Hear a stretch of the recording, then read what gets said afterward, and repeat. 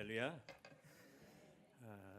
제가 여러분들의 교회 김포 해림교회 주보 선교사란에 20 선교사 기관 거기에 보니까 자랑스럽게 이름이 등록되어 있는 코트디부아르의 곽기종 손해실 그 남편 곽기종 선교사입니다.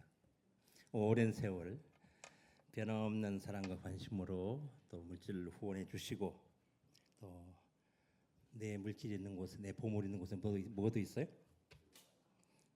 내 마음도 있느니라. 성도의 마음은 기도가 있는 거지요. 끊임없는 관심과 사랑으로 물질로 후원해 주시고 또 기도로 동역해 주신 그 은혜에 힘입어서 코트디부아르에서 잘 살다가 이렇게 왔습니다. 대단히 반갑고 감사합니다. 오늘 목사님께서 소개해 주신 것처럼 저는 1986년 서울 극동방송에서 주최한 전국 복음선가 경연대에 출전을 해서요 상을 2개나 받았어요. 보통 다른 교회에서 내가 이렇게 막 2개나 받았다 그러면 막 박수도 치고 뭐 축하하다고 그러던데 오늘 김포 해림교회는 워낙 점잖아 갖고 제가 아프리카 가기 전에 선교사 훈련을 받기 위해서 호주에서 시드니에서 한 2년 반 정도 준비하고 공부하고 있었습니다. 그때 제가 개인적으로 잘 알고 또 그렇게 교제하는 혹시 여러분들 연세가 드신 분들은 이름을 들으면 알 수도 있는 장욱조라고 하는 분이 계시는데 이분이 과거에 대중음악 작곡가이기도 하고 또 직접 노래도 부르는 싱어송라이터이기도 해요. 이분이 예수님 만났어요. 그래서 이제 탤런트가 음악하는 거기 때문에 그 뭐 하는 게 제일 좋겠어요? 예수님 만난 음악하는 사람이 찬양하면 제일 좋잖아요. 그래서 이 찬양 사역자, 간증자, 또 찬양곡을 작곡을 하고 그래서 많이 복음을 했어요. 할 수 있다 하시니 이런 노래가 그분이 만든 찬양 다 아시죠? 이분이 이제 제가 초청을 해서 호주에 와서 저희 집에서 묵으면서 호주의 몇몇 교회들 집회도 하고 그렇게 했거든요. 한번 저녁 식사를 한 다음에 제가 이제 이야기를 했어요. 간식 먹는 시간에. 아니 고목나무가 예수님 만나 생명나무가 됐다고 우리 간증을 하시는데 작곡하시는 분이니까 간증만 하시지 마시고 찬양을 만들어서 찬양을 하시면 더 훨 효과가 좋지 않겠냐 그랬더니 나한테 그러는 거예요. 그럼 광 목사님이 가사를 한번 써봐요. 이렇게 해서 그렇게 하죠. 뭐. 그래서 앉아서 밥 먹고 이제 간식 시간에 이렇게 한 20분 정도 써갖고 줬더니 그분이 기타로 이렇게 해갖고 한 1시간 정도 만에 만든 노래가 있었으니 생명나무라고 하는 복음성가인데 여러분들 혹시 잘 모르시는 분도 있겠지만 혹시라도 들어본 수도 있으니까 제가 한번 오늘은 장욱조 작곡 곽기종 작사 1998년 시드니에서 만들어진 찬양이 요즘 역주행해갖고요. 이분이 이 찬양을 막 이렇게 다니면서 집회하면서 많이 불러갖고 여러분들 유튜브 이렇게 찾아보면 생명나무 이렇게 찾아보면 곽기종 작사, 장욱조 작곡 이렇게 나와요. 그래서 오늘 작사가이면서 1986년 극동방송 복음성가경연에서 상을 2개나 받았던 오늘은 달리다고만 안 하고 생명나무 찬양 이렇게 드리겠습니다. 주님과 상관없던 사람들, 주님과 상관없는 사람들, 주님 만나기 전에 본 사람들은 사실은 서 있기도 하고 모양 갖추는데 속에 생명이 없어요. 다 고목나무예요. 주님 만나는 순간 생명나무로 거듭날 줄로 믿습니다. 오늘 본문은 우리 너무너무 잘 아는 익숙한 바울 사도의 간증이지요. 그가 처음 주님을 만났을 때, 또 그가 주님께로부터 받은 사명, 또 주님께 순종했던 그 간증을 유대인들에게 지금 하고 있는 내용입니다. 여러분, 우리가 부모님을 취사 선택할 수는 없어요. 부모님을 우리가 선택해서 이렇게 만날 수는 없어요. 살면서는 수많은 사람들과의 만남을 갖습니다. 그중에 많은 만남들이 다 중요하지만 남편이 되고 부인이 되는 부부의 만남, 어떤 만남은 정말 너무너무 아름답게 대박의 만남도 있지만, 어떤 만남은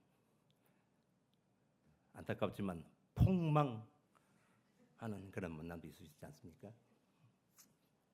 이게 너무 막 이렇게 달달하게 그렇게 잘 이야기를 해서 홀딱 속아가고 모든 걸 다 탕진하는 그런 만남도 있을 수 있고, 이게 가장 다양한 사람들과의 만남, 그것이 삶의 어떤 변곡점이 될 수가 있죠. 인생의 중요한. 근데 사실은 사람들과의 만남은 장담이 안 돼요. 장담이. 알 수가 없어요. 미래를. 그럴 마음은 아닌데, 처음부터 작정하고 그렇게 하려고 한 건 아닌데, 나중에는 어떻게 하다 보면 상처를 주기도 하고 상대방을 아주 구렁텅이로 몰아넣기도 하는 아름답지 못한 결말을, 그래서 심지어는 원수가 되어버리는 그런 만남도 있을 수 있죠. 그러나 오늘 본문에서 우리들에게 소개하고 있는 이 바울이 주님을 만난 이 만남은, 그리고 저와 여러분들이 어느 순간 만났던 주님과의 만남은 절대로 실패가 없습니다. 절대로 손해가 없습니다. 가장 완전하고 가장 완벽하고 가장 최상의 최극의 만남, 가장 복된 만남이 바로 주님과의 만남인 줄로 믿습니다. 이 바울이 사울이었던 시절에 유대교를 너무너무 열심히 믿었잖아요. 유대교에 아주 열심히 믿는 자였어요.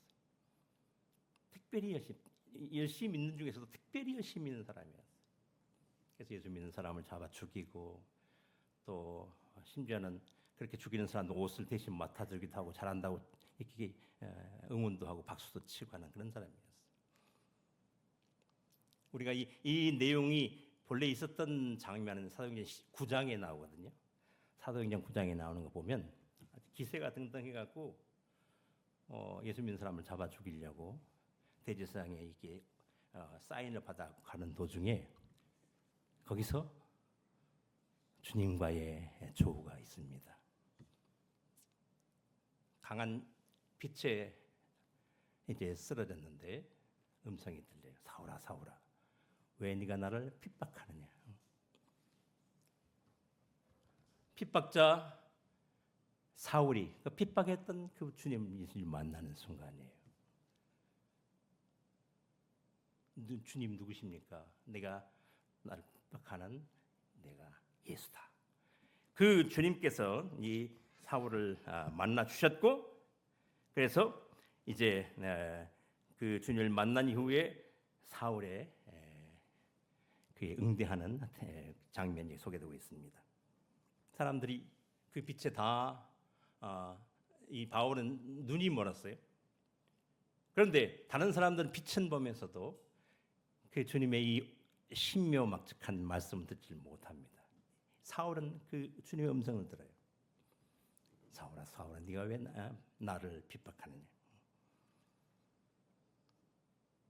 이 말씀하시는 주님의 음성을 다른 사람 듣지 못했는데 사울은 듣습니다. 그래서 이제 주님께 묻습니다. 특별한 경험을 하고 주님과의 만남 이후에, 주여, 내가 무엇을 하리이까? 예수님을 만난 드라마틱한 이 만남을 갖게 된 바울이 주님께 했던 질문, 주님을 만난 특별한 경험을 했던 바울의 이 질문, 주님, 내가 무엇을 하리이까? 주님, 내가 무엇을 하리이까?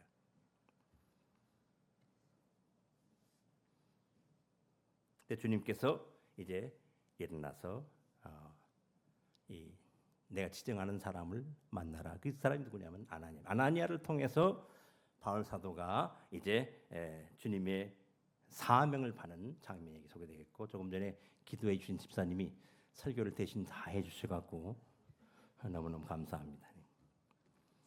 우리 조상들 하나님이 너를 택해서 너로 하여금 하나님의 뜻을 알게 하시고 그 의인 되시는 그 주님을 보게 하셨고 그 입에서 나오는 음성을 듣게 하셨으니 이제 네가 그를 위하여 모든 사람 앞에서 보고 들은 것 증인이 되어라. 네가 보고 들은 것의 증인이 되어라. 왜 주저하느냐? 일어나라. 왜 주저하고 있냐? 일어나라. 그리고 주의 이름을 불러 세례받고 너의 죄를 씻으라 라고 아나니아의 입을 통해서 명령을 받습니다. 그리고는 우리가 너무 잘 아는 그 유명한 사도 바울이 이방인의 사도가 되어지는 그 결정적인 명령의 순간이 소개하고 있어요. 예루살렘에서 속히 나가라. 예루살렘 나가라. 그리고 내가 너를 멀리 이방인에게로 보내리라 라고 말씀하셨어요. 이 주님의 명령을 듣고 그는 그야말로 이방인의 사도되어 지중해를 넘나들며 복음 전하는 그 복음 순교하기까지 그렇게 복음 전하는 사역자가 되어졌습니다. 여러분, 주님을 만나셨습니까? 저와 여러분 주님 만나 하나님 아버지의 자녀된 줄로 믿습니다. 하나님 아버지가 나의 아버지, 여러분의 아버지인 줄로 믿습니다. 우리들에게도 이 바울 사도의 근본적인 이제 질문이 주님께 드려져야 될 줄로 믿습니다. 아버지, 하나님, 주님, 나를 구원해 주셔서 감사합니다. 나의 아버지 되어 주셔서 감사합니다. 나를 자녀 삼아 주셔서 감사합니다. 아버지, 이제 내가 무엇을 할까요? 내가 어떻게 살까요? 무엇을 위해 살까요? 무슨 일을 하며 살까요? 근본적으로 나의 삶의 목적의식이, 근본 존재의 이유가 확연하게 우리들이 인식하는 그런 질문을 주님께 드려야 될 줄로 믿습니다. 이전에는 핍박자였던 그가 주님을 만난 이후에 이제 그 주님, 그 구원의 그 이름 전하는 사도로 그의 삶을 온전히 드렸어요. 완전히 터닝 포인트의 시간이 이 순간에 있었어요. 다시 한번 확인하겠습니다. 여러분, 예수 믿으십니까? 구원 받으셨습니까? 하나님의 자녀 되셨습니까? 하나님이 여러분의 아버지이십니까? 그 하나님 아버지는 사랑의 하나님, 사랑의 아버지예요. 저와 여러분을 너무너무 사랑하셨기에 당신의 독생자를 아낌없이 내어주시기까지, 십자가에 희생시키기까지 그렇게 우리를 사랑해 주셨어요. 그 사랑 이미 받아 하나님 자녀 되고 천국 백성 된 저와 여러분들, 이제 우리들 주님 앞에 아버지, 주님, 내가 무엇을 해야 되겠습니까? 내가 뭘 하면 살까요?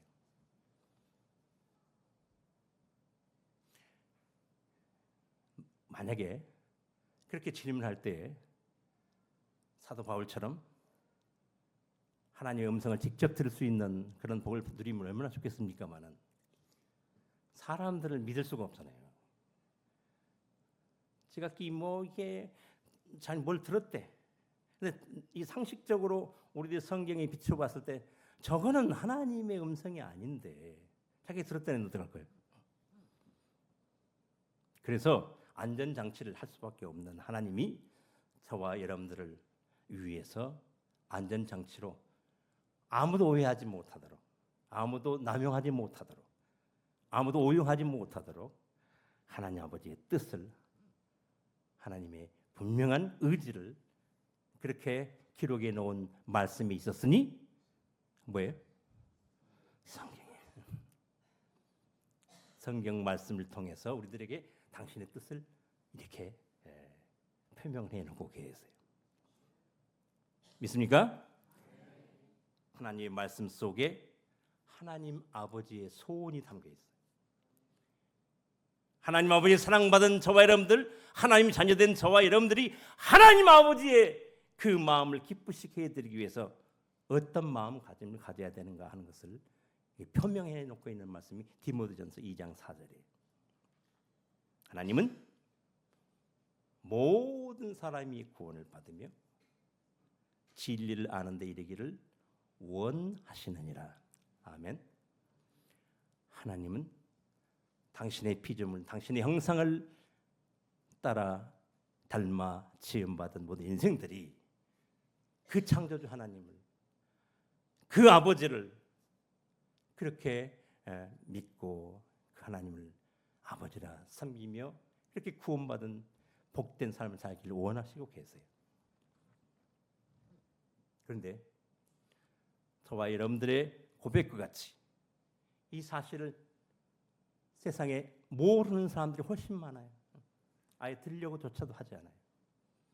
제가 잠깐 와서 지금 시흥에 머물고 있는데 슈퍼마켓에 뭐 좀 사려고 나갔는데 어느 교회에서 어제 토요일에 이렇게 버스킹 하듯이 어떤 남자분이 이렇게 기타를 치고 찬양을 하면서 여자 성도 몇 분이 이렇게 길목에 해서 전도지를 이렇게 주더라고요.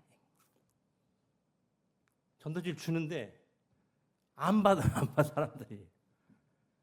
근데 가만 보니까 내가 받았어요. 저희는 받아갖고 보니까 고맙게 뒤에 쓰레기 봉지, 시흥시에서 이렇게 하는 쓰레기 봉지가 들어있게 그래서 아니 그냥 그거라도 받으면 손해 볼 게 뭐 있어? 그렇게 열심히 주는데 좀 받지. 그런데 이게 유심히 봤더니요, 그것도 안 받더라고요. 전도지, 간단한 전도지에다가 뒤에다 쓰레기 봉투까지 넣어주는데도 안 봐도 사람들이 드리려고 하잖아요. 거부해요. 본성이 죄로 물린 본성이 마치 우리가 꼭 사울처럼 그렇게 예수 믿는 사람 막 쳐 죽이고 그러는 사람은 아니다 할지라도 근본적으로 우리의 죄성이 말씀 듣기 싫어한다고 말해요. 그래서 듣지 못하면 믿을 수가 없어요. 믿지 못하는 그 이름을 부를 수가 없어요. 그 이름 부르지 않고는 구원받을 수 없는 그 이름 예수 그리스도. 전하는 사람이 있어야 듣게 되고, 들어야 뭐가 생겨요? 믿음이 생겨요. 왜냐하면 믿음은 어디서 나기 때문에 그냥 하나님의 말씀을 들어야 믿음이 생기는 거예요. 전해주는 사람이 있어야 듣게 되고, 들어야 믿음이 생기고, 믿음으로 그 이름 예수 그리스도를 나의 구주로 고백해야 죄 사함 받고 하나님 자녀 되는 이 놀라운 복이 임하는 줄 믿습니다. 전해줘야 돼요. 입술을 열어야 돼요. 가야 돼요. 알지 못하고 들으려고 하지 않고 거부하는 그들을 향해서라도 여러분 나가서 입술을 여시길 바랍니다. 자존심, 성질,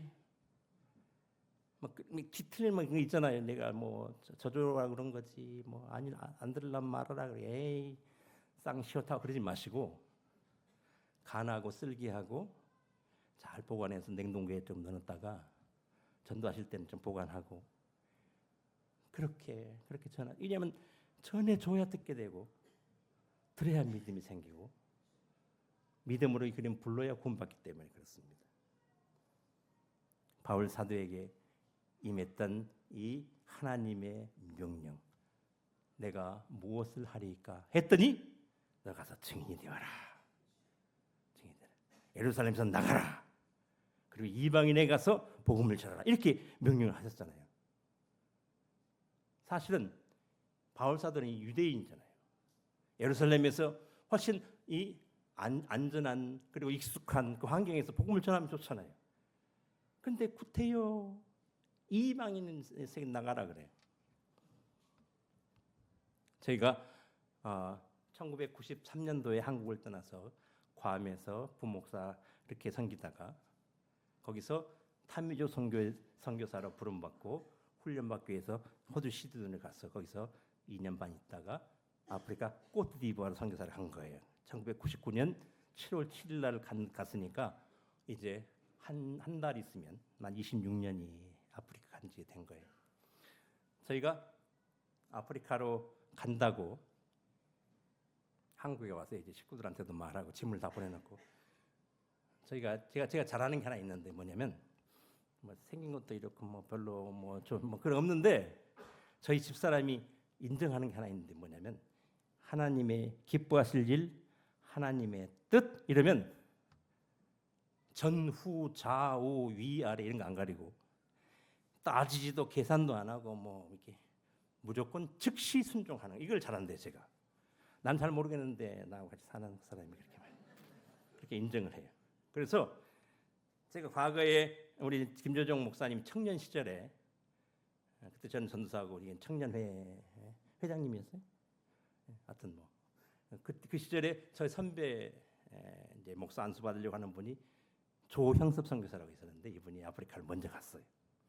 이분의 영향으로 저도 이제 아프리카를 가게 된 거거든요. 그 부름을 딱 받았을 때에 네 그러고 이제 제가 이분을 그분하고 그녀하고 상의도 안 하고 그냥 선포를 해버렸거든요. 그랬더니 그분이 이게 사과 들고 오다가 탁 이렇게 하더니 얼음 그러고는 3달 동안 밥만 해줘요. 말도 안 하고. 그래서 제가 확신이 있었기는 그분이 아가씨 때 자기는 일 갔다가 퇴근할 때 교회 들렸다가 기도하고 집에 갔다가 그렇게만 했대요. 그럼 교회 가서 무슨 기도를 했을 것 같아요? 아가씨 때? 배우자를 위해서 기도했을 거 아니에요. 제가 기도의 응답으로 만난 남편이 그때 전도사였잖아요. 그리고 목사가 되고 선교사가 됐잖아요. 삼천포로 갔을 때도 아멘하고 따라왔고 서울 다시 왔을 때도 아멘하고 따라왔고 괌 갈 때도 아멘하고 따라왔고 시드니 갈 때도 아멘하고 따라하고 그러길래 뭐 그러고 아프리카도 그냥 당연히 그럴 줄 알고 예 그러고 근데 나중에 이제 이해를 했어요. 곽기종 목사의 아내 손혜실은 문제가 없는데 곽준혁의 엄마 손혜실은 걸리는 거야. 그걸 이해를 했어요. 그래서 제가 기도하면서 기다렸어요. 그랬더니 3개월쯤 지난 다음에 갑시다. 그래가지고 속으로요. 예스. 그리고 마음 변하기 전에 짐 싸서 보내버렸다니까. 그래가지고 늘 하는 말이 그건 잘한대. 하나님 기뻐하신 일이라면 순종하는 거. 즉시 따지지도 뭐 않고 갔더니 불어를 쓰잖아요. 그 나라가 프랑스. 계절이 3개밖에 없는 나라예요. 우리나라는 추나추동이 있는데 꽃디바는 더운 계절, 무지 더운 계절, 조금 덜 더운 계절. 가서 3달 만에 강도 만나서 그다음에 쿠데타 만나고 내전 만나고 애들하고 이렇게 생이별하고 강도 만나서 뒤지게 맞고 뺏기고 뭐 이런 저런 일들을 막 나중에 다 겪어요. 그럼에도 불구하고 살아있잖아요. 우리 큰 딸은 시집 가서 애 2 낳았는데 7월 말에 3째 또 나온대요. 우리 아들도 애 2를 또 제가 이제 넷과 지금 넷과 10분의 8 할아버지 할머니가 됐어요. 그리고 기꺼이 가서 기쁨으로 주님께서 기뻐하신 일인 줄 확신하기 때문에 그래 가서 하나님 이게 필요한데요. 하나님 기뻐하신 일 아닙니까? 복음 전하는 일인데요. 이 땅의 아이들에게 공부를 가르치고 싶어요. 사역자들을 양성하고 싶어요. 그렇게 기도하면 하나님의 인재 풀이 다 이렇게 갖춰져 있으시고, 무슨 그 은행 구자 뭐 저는 이 제한이 있는데 그분은 제한이 없어요. 하나님께서 기뻐하시는 일 내가 순종하면 그 일을 다 책임져 주시는 거예요. 잠시 후에 제가 영상으로 보여드리려고 합니다. 사랑하는 성도 여러분, 제 자랑하려고 하는 게 하나님께서 기뻐하시는 일은 여러분들이 기도할 때 응답해 주실까요? 응답 안 할까요? 내가 좀 이렇게 CH 뭐 이런 가방 갖고 싶어요. 그런 건 안 들어줄지도 몰라. 그렇지만 복음 위해서, 교회 위해서, 선교를 위해서, 하나님 영광을 위해서 그렇게 일하겠다고 드리는 기도 안 들어주실 이유가 없잖아요. 지금은 그 땅에 15곳의 지역 교회가 세워져서 지역 사회 복음화의 센터로 그렇게 쓰임 받고 있습니다. 어느 날 아내랑 같이 전도하러 마을을 나갔는데 아이들이 평일인데 주말도 아닌데 방학도 아닌데 길거리에서 놀고 있어요. 남자아이들이 구슬치기 하고 있고 여자아이들은 고무줄놀이 하고 있고, 온 세계의 아이들이, 주로 가난한 나라 아이들이 공통적으로 하는 놀이, 남자아이들은 구슬치기, 여자아이들은 고무줄놀이. 제가 어릴 때는 그냥 보통 여자아이들이 까만 고무줄놀이였고 부잣집 애들은 노란 고무줄, 생고무줄 그런 거 있거든요.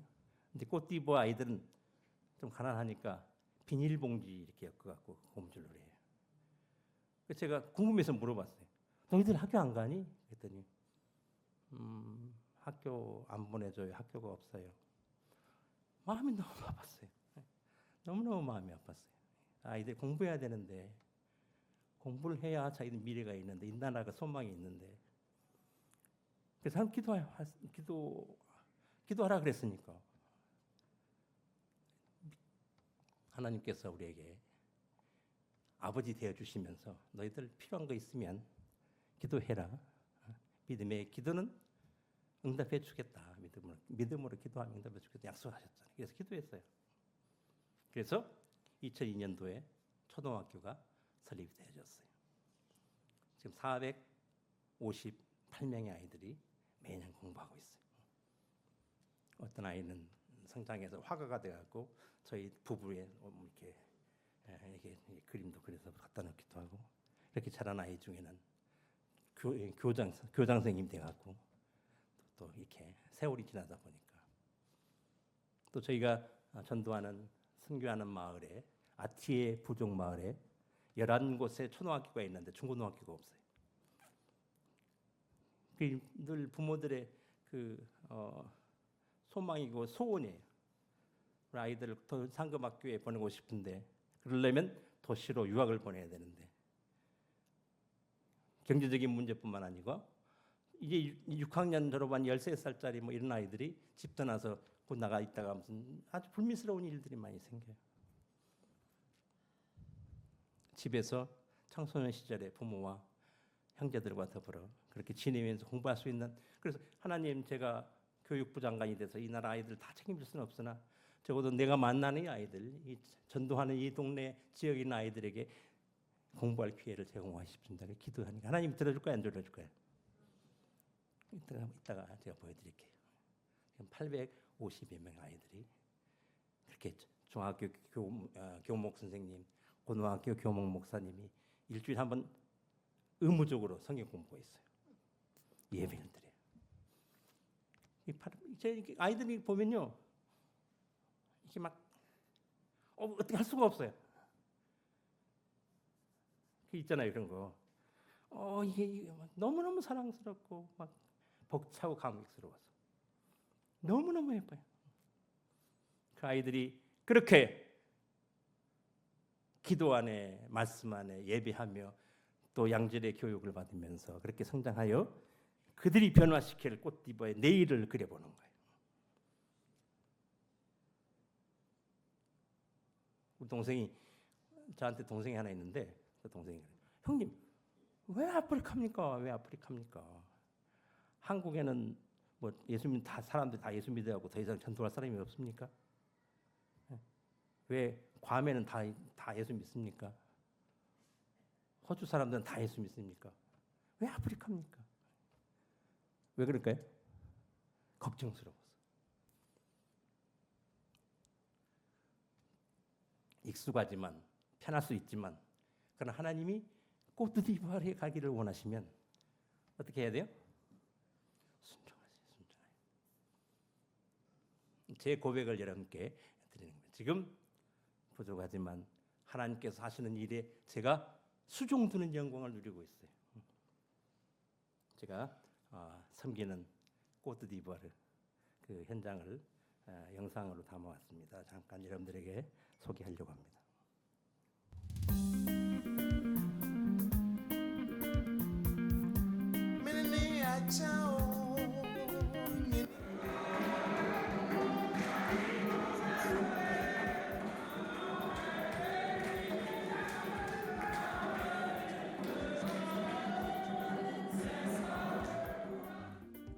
(1999년 7월 7일) 가족과 함께 도착한 서부 아프리카의 상하이 해안.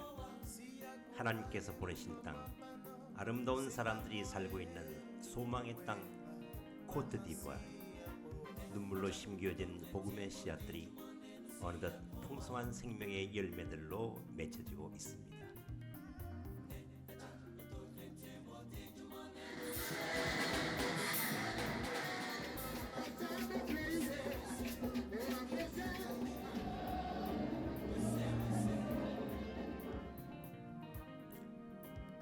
너희는 온 천하에 다니며 만민에게 복음을 전하라 하신 주님의 명령에 순종하여 생명의 말씀을 전했습니다.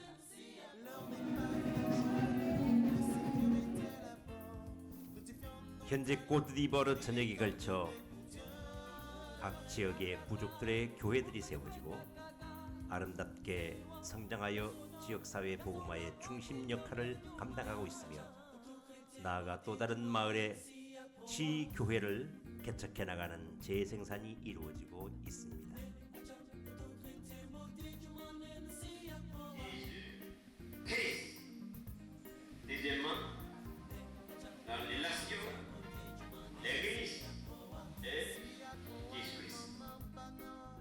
새로운 교회 개척지가 정해지면 사역자는 마을의 거처를 정하고 일정 기간을 거주하면서 주민들을 접촉하며 기도로 개척을 준비합니다. 하나님의 때가 이르면 사역자의 집 거실에서 예배를 시작하고 그동안 접촉하여 전도한 사람들을 초청하여 예배에 동참시킵니다. 준비된 영혼들이 한 사람 두 사람 모이면서 교회가 이루어지고 예배당 건축이 이루어지며 그렇게 하나 둘 지역 교회들이 세워져 나가고 있습니다.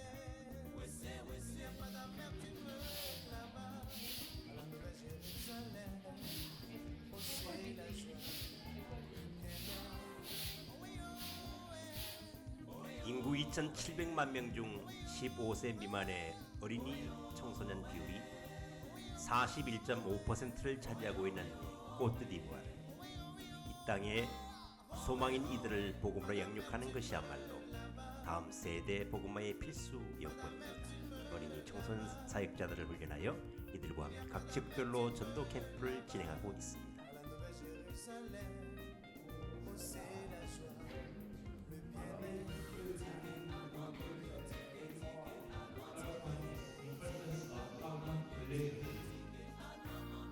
선교사는 안내자요 협력자일 뿐입니다.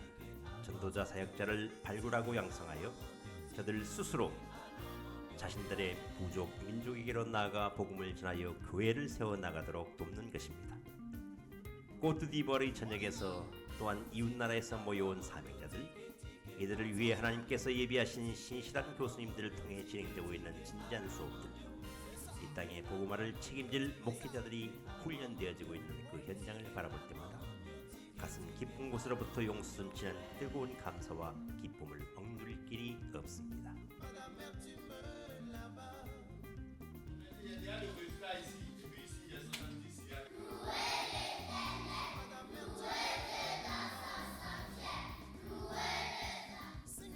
하얀 도화지 같은 깨끗한 영혼 속에 예수 그리스도를 전하는 일입니다.